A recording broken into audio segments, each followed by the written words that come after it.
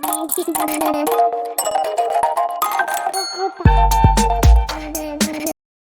Everyone, इस video में बात कर लेते हैं बीएसई लिमिटेड की। क्विकली एनालिसिस देख लेते हैं। चैनल को लाइक एंड सब्सक्राइब करना मत भूलिएगा। तो यहाँ पे आप देख रहे होंगे 1 आवर टीएफ का ये चार्ट है और स्टॉक कंसिस्टेंटली गिरता ही जा रहा है। अगर आप नोटिस करो तो ये 12th का आप देखोगे, इधर पे कैंडल्स दिख रही हैं। 12th को आप देखोगे तो इन्फ्लेशन डेटा आना था, तो अच्छा खासी गिरावट थी और उसी का ये कंटिन्यूएशन रहा।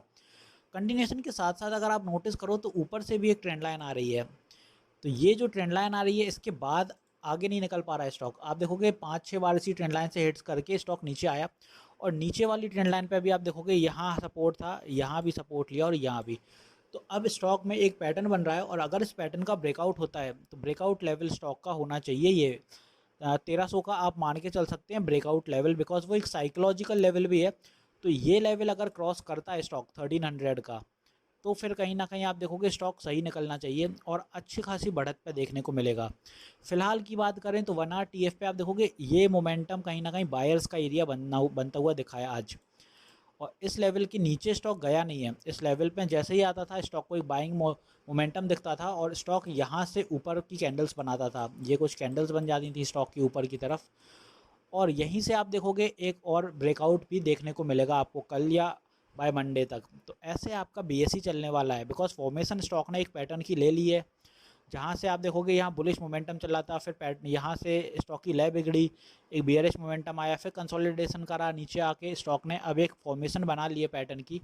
और ये सही चलती हैं सारी चीज़ें। अगर मार्केट भी साथ देता है तो एक ब्रेकआउट आप यहाँ पे एक्सपेक्ट कर सकते हैं स्टॉक से। उसके लिए स्टॉक को ये लेवल ज़रूर क्रॉस करना पड़ेगा 1300 का। ये साइकोलॉजिकल लेवल है। और अगर फिर हर्डल थोड़ी स्टॉक को हो सकती है तो यहाँ कहीं थोड़ी हर्डल देखने को मिलेगी आपको। ये थोड़ा सेलर्स का एरिया रहेगा।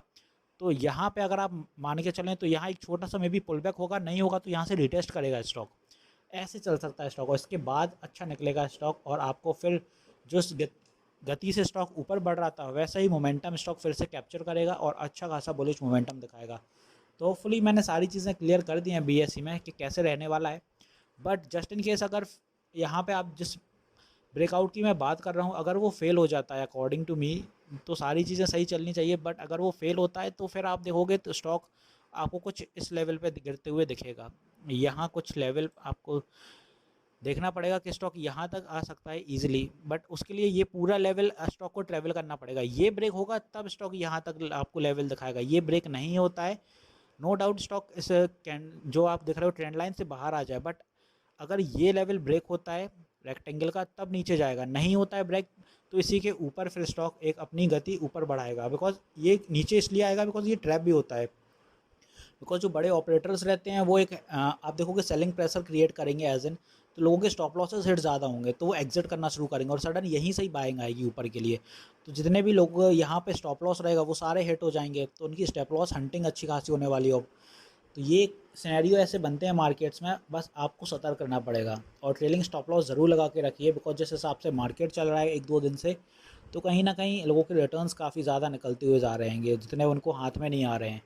तो होपफुली सारी चीज़ें क्लियर हैं। मिलते हैं नेक्स्ट वीडियो में। This is me Shubham Yadav signing off.